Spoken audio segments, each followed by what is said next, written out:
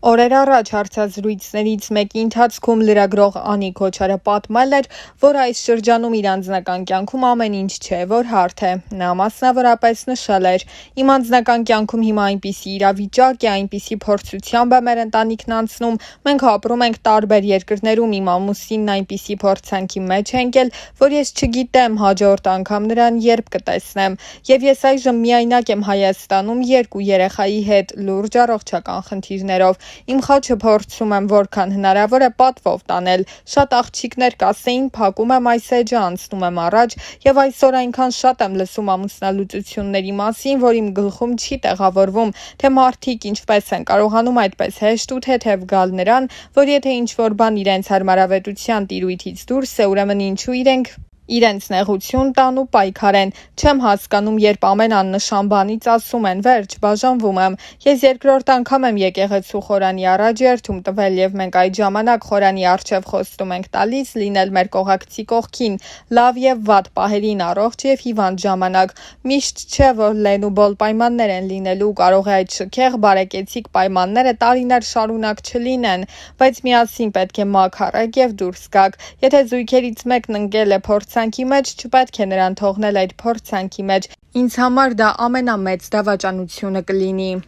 Այս հայտարարությունից ընդամենը շաբաթներ անց Անի Քոչարը հայտնել է, որ երեխաների հետ միասին մեկնում է Ամերիկայի Միացյալ Նահանգներ։ Բարի գալուստ երազանքների երկիր գրել էր լրագրողը առանց պարզաբանելու, թե որն է մեկնման նպատակը։ Համացանցի մի շարք օգտատերեր էլ ենթադրել էին, որ միգուցե Անին մեկնել է ամուսնու մոտ, սակայն այդ թեմայով հայտարարություններ չի անում։ Նշենք, որ իր վերջին հարցազրույցներից մեկում Անի Քոչարը խոսել էր նոր ի հայտ եկած հիվանդության ու իր զգացողությունների, ապրումների մասին։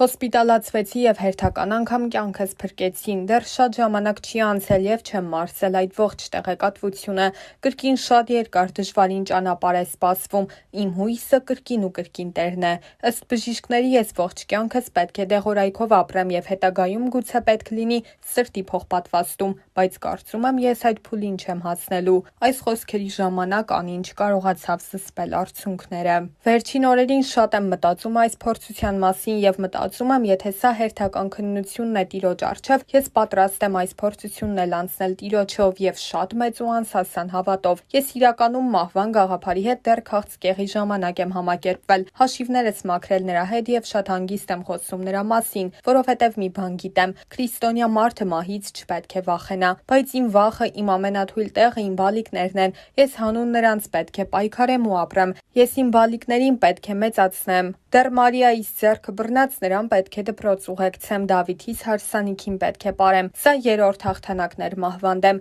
Ես դպրոցական տարիքում էլ մահացու հիվանդություն եմ հաղթահարել։ Իմ հոսպիտալացումը այս անգամ էլ շատ արագ կերպով եղավ ու երբ եկա տուն, ամուսինս արդեն Դավիթի հետ խոսել էր ի ուրախություն ինձ, ամուսինս արդեն կարողացել էր նրան հանգստացնել։ Այդ օրերին մեր քավոր կինը գալիս էր Մարիային էր խնամում, Դավիթի հետ էր լինում եւ ինձ համար կերակուր էր պատրաստում։ Երբ Դավիթը առաջին անգամ եկավ հիվանդանոց, իհարկե կար նրա աչքերում եւ հայացքում որոշակի զգացմունքայնություն եւ հուզվածություն։ Ինձ անվասայլակին տեսավ, որովհետեւ այդ ժամանակ վերջույթները թմրած էին, չէի կարողանում քայլել։ Ու չնայած հուզվեցինք բոլորս էլ, ես նրան ասացի, որ կհաղթահարեմ։ Այս լուրից հետո մեղքի զգացում ունեմ ինձ հարազատ մարդկանց առջև, որ հերթական անգամ իմ ընտանիքի անդամները, իմ բալիկը ինձ համար պետք է ցավ ապրեն, անհանգստանան, հուզվեն։ Իմ բալիկները ինձ համար լավագույն դեղամիջոցն են։ Իմ ամուսինը շատ խոսող չէ, նա ինձ իր լուռ քայլերով է գոտ է պնդում, նշել էր Անին։ Հիշեցնենք, որ օրեր առաջ էլ նա ինստագրամյան իր էջում ծավալուն գրառմամբ էր հանդես եկել, խոսելով իր ներկայիս վիճակի մասին։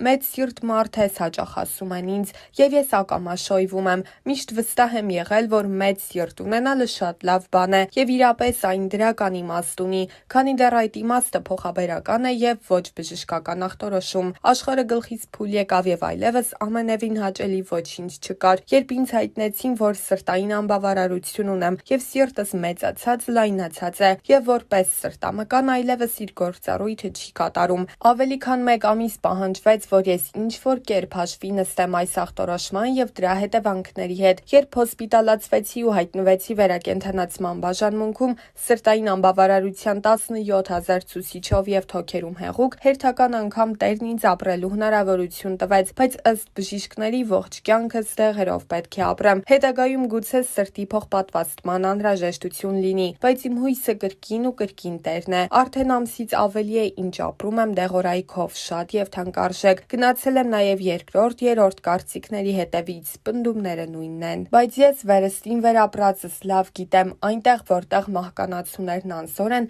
Տերն է գործում։ Աղոթքը շուրթերիս շարունակում եմ բուժումներս, գերմարտկային ճիգեր գործադրում, որպեսզի ապրեմ իմ բնականոն կյանքով, որպեսզի ընտանիքս եւ հատկապես երեխաներս չտուժեն։ Սա կյանքի հերթական մարտահրավերն ու իմ հավատքի մեծ քննությունն է, եւ ես այն պատվով եմ անցնելու ու գերազանցությամբ հաղթահարելու։ Կասկած անգամ չունեմ։ Իմ հավատքը, որ մանանեխի հատիկից էլ անհամեմատ մեծ է, այն այս անգամ ոչ թե սարեր է շարժելու, այլ իմ սրտի պատերն է շարժելու։ Ես հերթական անգամ վկայելու եմ ու Տիրոջ փառքը պատմեմ։ Բժշկական պնդումներն ու վիճակագրությունը ոչինչ են Տիրոջ հրաշագործության առջև, Տիրոջ հրաշքի սպասումով, գրել էր լրագրողը։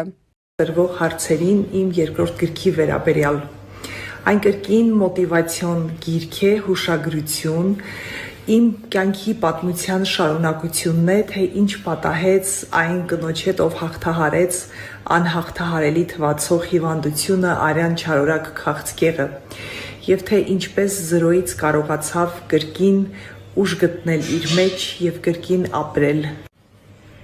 Գիրքը կյանքի երկրորդ փորձի մասին է։